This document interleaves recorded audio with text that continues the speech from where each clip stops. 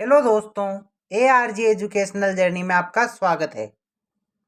आज हम पढ़ेंगे राजस्थान के भूगोल का एक महत्वपूर्ण टॉपिक अपवाह तंत्र, झीलें, नदियां और बांध, जो कि प्रतियोगिता परीक्षाओं हेतु महत्वपूर्ण है।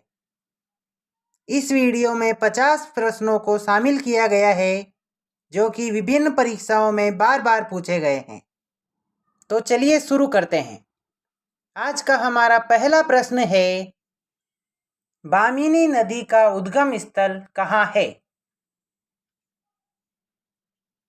इसका उत्तर है हरिपुरा की पहाड़ियां, चित्तौड़गढ़। अगला प्रश्न है, बामनी नदी का विलय किस में होता है? इसका उत्तर है भैंसरोडगढ़ के पास चंबल नदी में। यह नदी भैंसरोडगढ़ अभ्यारण्य से गुजरती है। अगला प्रश्न है, आहू नदी का उद्गम कहाँ से होता है? इसका उत्तर है टोकरा सुसनेर, आगर मालवा जिला, मध्य प्रदेश। अगला प्रश्न है, आहू नदी का राजस्थान में प्रवेश कहाँ से होता है? इसका उत्तर है नंदपुर, झालावाड़ से। अगला प्रश्न है, आहू नदी का विलय किसमें होता है? इसका उत्तर है गागरोन दुर्ग के पास काली सिंध में। अगला प्रश्न है, परवन नदी का उद्गम कहाँ से होता है? इसका उत्तर है राजगढ़, मालवा पठार, मध्य प्रदेश। अगला प्रश्न है, परवन नदी का राजस्थान में प्रवेश कहाँ से होता है? इसका उत्तर है खरीबोर, झालावाड़ से। अगला प्रश्न है, परवन नदी की सहायक नदियां कौन कौन सी है? इसका उत्तर है नेवज, काली खाड़, धार और छापी। अगला प्रश्न है, बारां जिले में स्थित शेरगढ़ अभयारण्य किस नदी के किनारे स्थित है? इसका उत्तर है परवन नदी के। अगला प्रश्न है, परवन नदी का विलय किसमें होता है? इसका उत्तर है पलायता, बारां के निकट काली सिंध में। अगला प्रश्न है, नेवज या निमाज नदी का उद्गम कहाँ से होता है? इसका उत्तर है मध्य प्रदेश के राजगढ़ जिले से। अगला प्रश्न है, नेवज नदी का राजस्थान में प्रवेश कहाँ से होता है? इसका उत्तर है झालावाड़ के कोलूखेड़ी से। अगला प्रश्न है, निमाज नदी का विलय किसमें होता है? इसका उत्तर है झालावाड़ के मवासा में, परवन नदी में। अगला प्रश्न है, चाकण नदी का उद्गम कहाँ से होता है?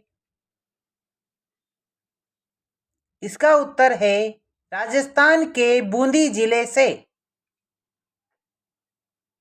अगला प्रश्न है, चाकण नदी का विलय किसमें होता है? इसका उत्तर है चंबल नदी में, सवाई माधोपुर में। अगला प्रश्न है, आलनिया नदी का उद्गम कहाँ से होता है? इसका उत्तर है कोटा में मुकुंदवाड़ा की पहाड़ियों से। अगला प्रश्न है, आलनिया नदी का विलय किसमें होता है? इसका उत्तर है चंबल नदी में, नोटाणा गांव में। अगला प्रश्न है, मेज नदी का उद्गम कहाँ से होता है? इसका उत्तर है बिजोलिया, भीलवाड़ा से।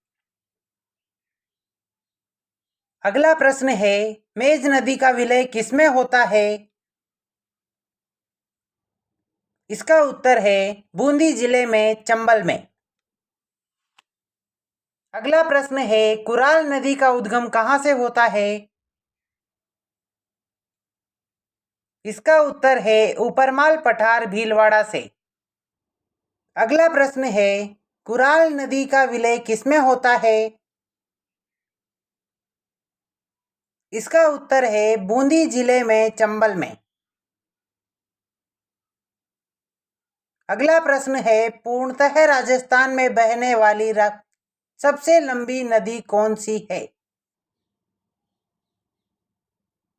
इसका उत्तर है बनास नदी, 480 किलोमीटर। अगला प्रश्न है, बनास नदी का उद्गम कहाँ से होता है? इसका उत्तर है खमनोर की पहाड़ियां राजसमंद से। अगला प्रश्न है, बनास नदी का बहाव क्षेत्र राज्य के किन किन जिलों में है? इसका उत्तर है राजसमंद, चित्तौड़गढ़, भीलवाड़ा, अजमेर, टोंक, सवाई माधोपुर जिलों में। अगला प्रश्न है, वन की आशा या वर्णासा किस नदी के अन्य नाम है? इसका उत्तर है बनास नदी के। अगला प्रश्न है, बनास नदी पर कौन कौन से बांध स्थित है? इसका उत्तर है बीसलपुर बांध एवं ईसरदा बांध। अगला प्रश्न है, बनास नदी की सहायक नदियां कौन कौन सी है? इसका उत्तर है काली सील, चंद्रभागा, बेड़च, कोठारी, खारी, मैनाल, बांडी, मानसी, डाई, डील, सोहादरा और मोरेल। अगला प्रश्न है, बनास नदी का विलय किसमें होता है? इसका उत्तर है रामेश्वर घाट, सवाई माधोपुर के निकट, चंबल में।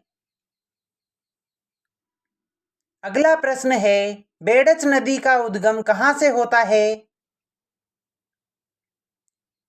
इसका उत्तर है उदयपुर जिले में गोगुंदा की पहाड़ियों से आयड़ नदी नाम से। अगला प्रश्न है, आयड़ नदी बेड़च नदी कब कहलाती है? इसका उत्तर है उदय सागर झील में गिरकर वापस निकलने पर। अगला प्रश्न है, बेड़च नदी की सहायक नदियां कौन कौन सी है? इसका उत्तर है गंभीरी, मैनाल, ओराई, गुजरी, वागन। अगला प्रश्न है, बेड़च नदी का विलय किसमें होता है? इसका उत्तर है भीलवाड़ा जिले में बीगोद के पास बनास नदी में मिल जाती है। अगला प्रश्न है, मासी नदी का उद्गम कहाँ से होता है? इसका उत्तर है किशनगढ़ अजमेर से। अगला प्रश्न है, मासी नदी किन दो जिलों के मध्य सीमा का निर्माण करती है? इसका उत्तर है अजमेर व टोंक जिलों के मध्य। अगला प्रश्न है, मासी नदी का विलय किसमें होता है? इसका उत्तर है टोंक जिले में बनास नदी में मिल जाती है। अगला प्रश्न है, कोठारी नदी का उद्गम कहाँ से होता है? इसका उत्तर है दिवेर की पहाड़ियां राजसमंद। अगला प्रश्न है, भीलवाड़ा जिले में मांडलगढ़ के पास कोठारी नदी पर निर्मित बांध कौन सा है? इसका उत्तर है मेजा बांध। अगला प्रश्न है, भीलवाड़ा नगर को पेयजल की आपूर्ति करने वाली नदी कौन सी है? इसका उत्तर है कोठारी नदी। अगला प्रश्न है, कोठारी नदी का विलय किसमें होता है? इसका उत्तर है भीलवाड़ा जिले में नंदराय के पास बनास में।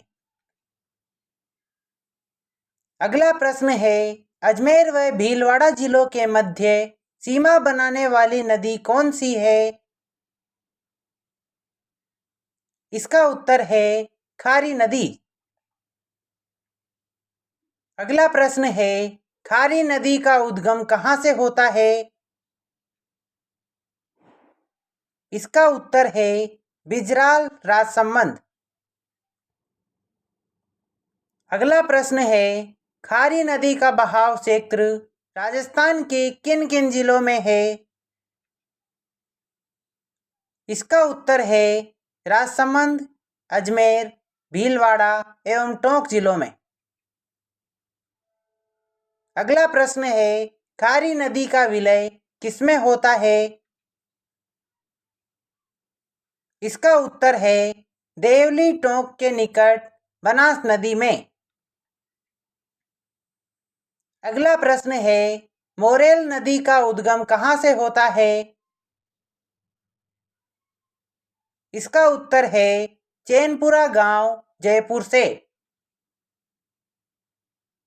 अगला प्रश्न है, मोरेल की सहायक नदी कौन सी है? इसका उत्तर है ढूंढ नदी।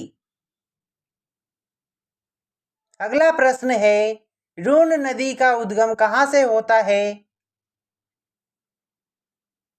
इसका उत्तर है जयपुर नगर के उत्तर पूर्व में अचरोल की पहाड़ियों से। अगला प्रश्न है, ढूंढ नदी का विलय कहाँ पर होता है? इसका उत्तर है समेल गांव, दौसा के समीप मोरेल में। अगला प्रश्न है, मोरेल नदी का बहाव क्षेत्र राजस्थान के किन किन जिलों में है? इसका उत्तर है जयपुर, दौसा, सवाई माधोपुर और करौली जिलों में। अगला प्रश्न है, मोरेल नदी का विलय किसमें होता है? इसका उत्तर है हाड़ौती गांव, करौली में बनास नदी में। अगला प्रश्न है, रामेश्वर घाट किन तीन नदियों के संगम पर स्थित है? इसका उत्तर है चंबल नदी, बनास नदी एवं सीप नदियों के। तो दोस्तों, इसी के साथ आज का यह वीडियो समाप्त होता है। अगर आपको इस वीडियो की विषय सामग्री पसंद आई हो तो इसे लाइक करें, वह अपने दोस्तों के साथ शेयर करें। ऐसी ही और वीडियोज के लिए चैनल को सब्सक्राइब करें। मिलते हैं अगले वीडियो में, जब तक के लिए नमस्कार।